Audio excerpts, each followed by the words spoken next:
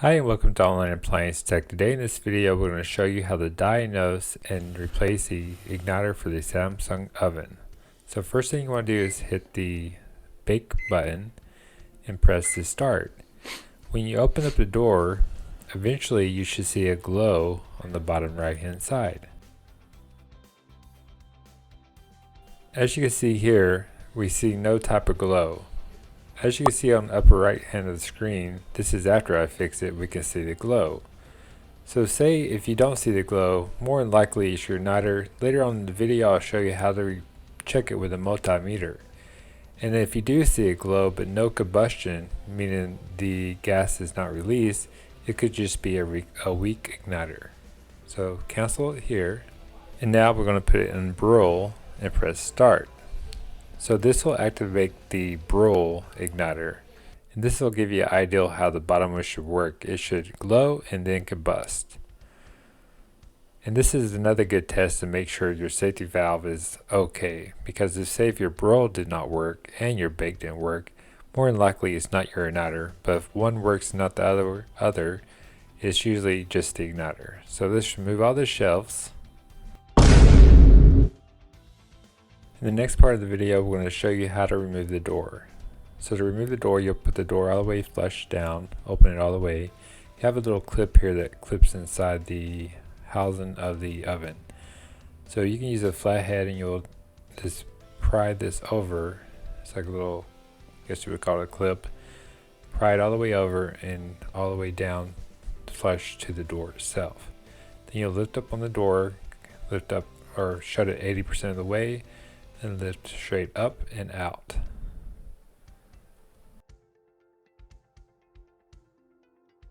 Okay, so now we're going to remove the burner cover. It has two Phillips screws, one on the upper right and one on the upper left.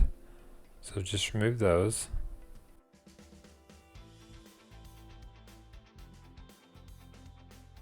And then you'll just lift up on the cover and pull it straight out, put it somewhere safe. I usually put it just on top, and then you have the separator, the flame separator here. It has two Phillips screws, so you remove them both.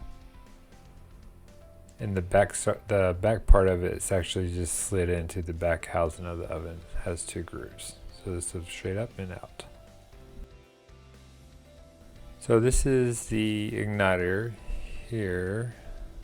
As you can tell, it has a lot of white marks on it, and usually that's just caused by wear and tear, meaning it's a weak igniter. You have a Phillips there and a Phillips there we're going to remove, and then we'll just remove the burner and disconnect the harness. So while removing this screw, just make sure to be ready to grab it or not pull it all the way out, because it will fall underneath the oven. You could lose it. So just kind of be gentle or keep your hand on it as you remove it. And then you're going to remove the one at the top of the burner, which screws into the housing. And just put them somewhere on the side and keep them separate in a little pile. That way you'll know exactly where they go. Take a picture if you have to. So this side of the burner up, sideways and out. And just be patient and take your time. It should just slide right out, and then it'll be connected to a harness. So you can actually go underneath and remove the bottom drawer and just disconnect this harness. It's easier, but I just do it right here.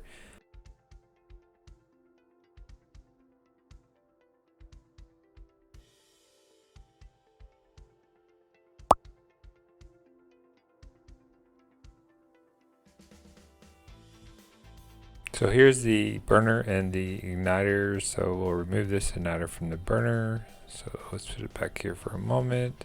So you're going to need a Phillips bit. You can use a ratchet and a Phillips, probably one of the most easiest ways.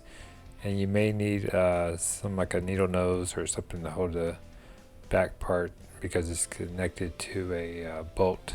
With the Phillips screw screws into a bolt on the back, as you can see here. So this one was fairly loose, so I don't need to grab it with a needle nose. So I'm just going to hold it with my hand and then go turn it counterclockwise to remove the screw. When you do remove these screws, if it starts to get tight, stop, because you can actually strip the screw itself. And if one side is tight, just start the other side and loosen it up, and it'll give you more playroom to remove the screw the rest of the way on the other, if that makes sense. I'm sorry if I'm not explaining myself well.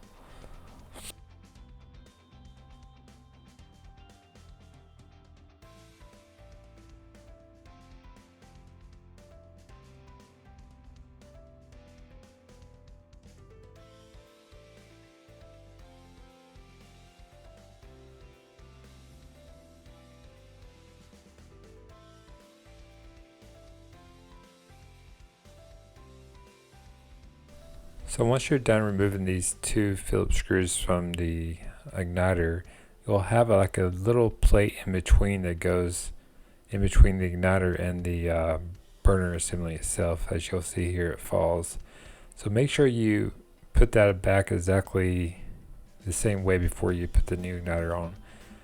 It goes just like that. So let's go ahead and check this igniter with a multimeter. If you have a multimeter, you can place it on ohms. Usually these igniters run anywhere between 100 and 130 ohms. If it reads anything higher like K ohms or 800 ohms or even 600 or even 400 ohms, that's too much resistance. So let's check this one and see what it reads. And we'll just put each prong in each hole of the igniter, the harness I would say. As you can see here, it reads open line, so that's basically or definitely a bad igniter, meaning current cannot flow.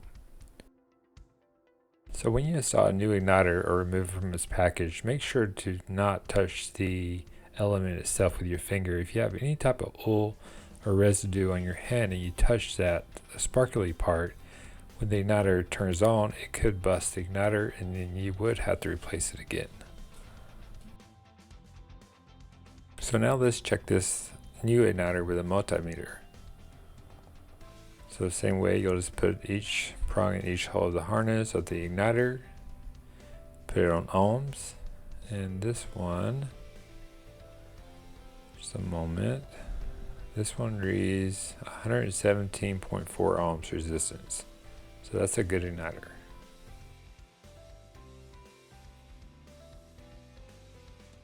So make sure you put this split piece in between before you install the new igniter. And one thing I want to point out about these burners, if you have a hole or it's bulging out here and you replace this igniter, it will burn out this igniter way quicker.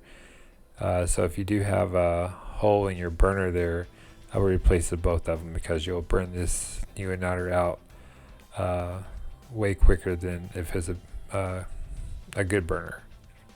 Just line up your two holes, and then you want to place your two screws, Phillips screws, in. I just put the both of them in here, that way I can kind of hold the igniter in place. And then I'm going to hold it with my two fingers as I turn it sideways to put the bolts on the back, as you'll see here in the video.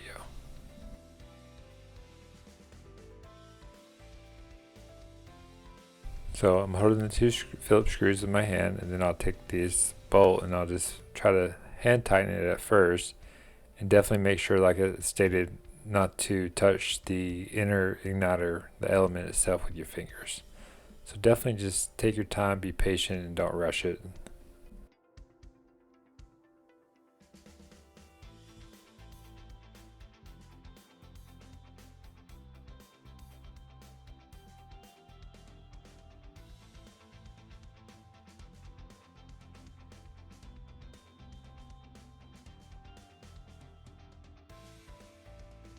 So as you can see here, when I turn the Phillips, it turns the bolt too. So what I'm going to do here is I'm going to actually have to grab it a little better with my fingers to get as tight as possible, just by hand tightening. Then I'll have to take my needle nose and hold one side as I tighten the rest of the way.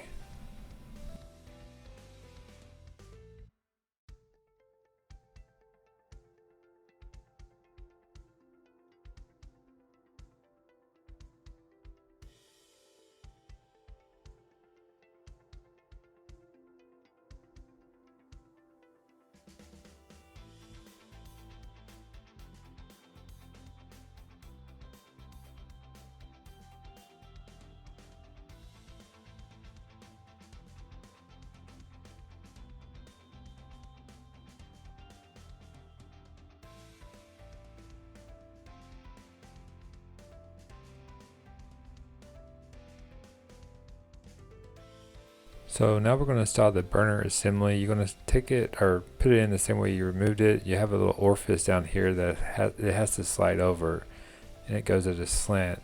It can only go in one way because you have the screw that you have to line up. The first thing first is you got to connect the harness, reconnect the harness. So like I stated earlier, you can remove the bottom drawer just by pulling it out, push the wire through, and then connect it once you've installed the burner itself, so you don't have to do it this way. I actually thought, as I was working on this unit, I thought that this bottom drawer had two little slide clips, so you had to slide it and clip it to remove it, but you didn't, so it just pulls out. But I just connected it here anyway. So the burner, you'll slide in sideways, like I said, the same way you took it out. You have a little orifice down here. Let me see if I can get a good picture, or not a picture, but a good view of it so you can see. So it goes in this hole here. The orifice goes right in there, the hole of the burner. So you definitely got to make sure this is aligned. If you don't feel comfortable with this, just call a professional. But so just slide that over the hole, and it can only go one way. And you can remove the bottom drawer. As I'll show you at the end of the video, you can check to make sure it's aligned before you turn it on. So it just slides in over the orifice. One thing I should have done first, I should have slid the top of the burner under the front lip of the oven. Let me show you right here. It needs to go under the lip first, then that burner will actually slide on easier. So do that first. There we go. So once that's over, you should be aligned with the top, and the back screw should align with the housing of the oven itself. So like I said, it can only go one way, but definitely it's good to get a good visual to make sure you have that orifice and burner lined up correctly. So right now we're just going to install the two Phillips screws. I always like to hand tighten these first, because if you use a drill or something, you can drop that screw. I don't think it's magnetic. And then when you tighten these down, never use like a drill, because it'll kind of shake the whole oven itself, and you could accidentally bust the igniter. So I like to use a hand tool or a ratchet. So once tighten these down, make sure you snug it pretty well, but not too tight where you break the screw inside the housing of the oven itself. But a pretty good snug is good. Just have a good judgment on it. Last thing you want is a loose burner.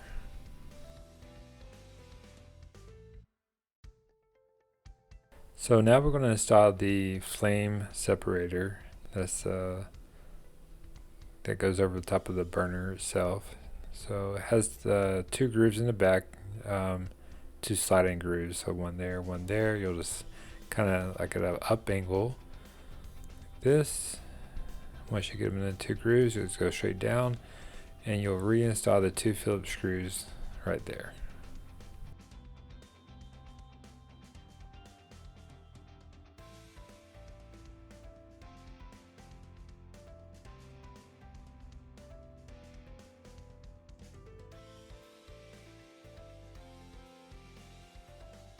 So now we're going to install the top cover. Pretty simple. Same way you took it out, the same way you put it back in. You have two clips in the front. So they'll slide in to the two little grooves and just lay it straight back. And you'll install the two Phillips screws in the back.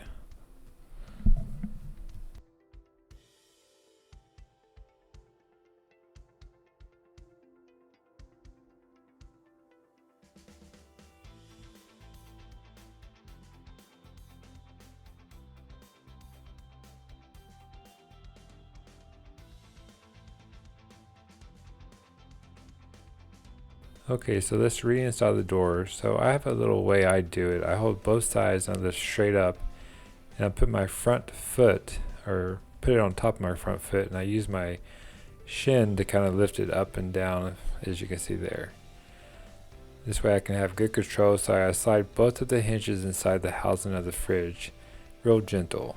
So I make sure they're all the way flush as far as I can push in, and I gently open the door, but if the drawer doesn't open up all the way, I'll pull it up and press it back in the hinge, and then it should slide gently back down. Once it slides flush down, then I can take these two latches and press them back into the housing of the oven.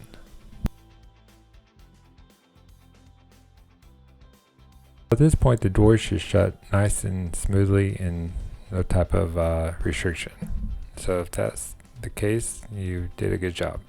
So this is the bottom drawer. You can remove. It's easier to hook up the harness. I thought this one had two little clip-on latches, I guess you would call it, but no, it just lifts up and pulls straight out. So this is definitely would have been an easier way to connect that harness. So before you attempt a job, just remove the drawer. You can disconnect the harness before you even remove the burner. Just make sure you unplug it before you start working on this unit, and then once you're done, you can plug it back in.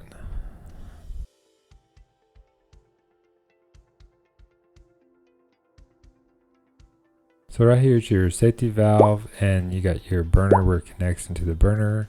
This is your igniter. So like I said, you can just disconnect that before you do the top part of the portion. It's easier. I'm just going to clip this back on because I had to unclip it. And then as you can see on my right, you have the burner that connects into the orifice. So you'll make sure that's done correctly before you turn it on. And just slide the bottom drawer back in.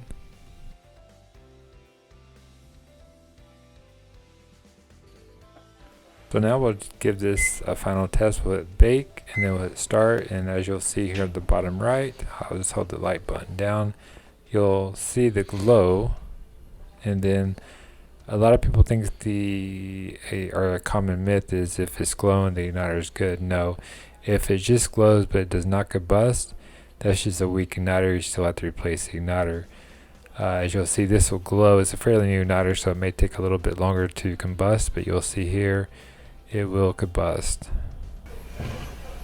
So great. So as you can see, now we have combustion. That means the safety valve is allowing the gas to be released to the burner because the igniter is good. So just cancel this out. Great. So I hope this video was helpful. Please like and subscribe for more future tips and videos, and have a good day.